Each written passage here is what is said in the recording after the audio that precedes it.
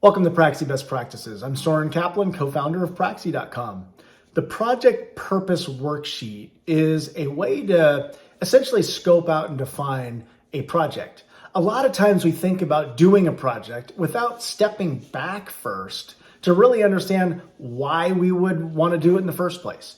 So the Project Purpose Worksheet is a way to do that, essentially defining what you want to do, the purpose behind it, your objectives, how you'll measure results, and then is there a business case to be made in terms of the return on investment or the cost savings that it will lead to.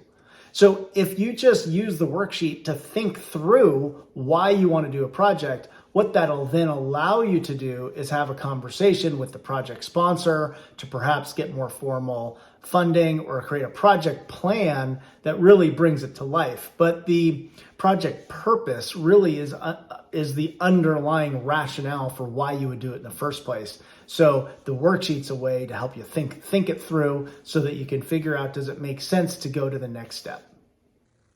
For more best practice templates and applications, visit Praxie.com.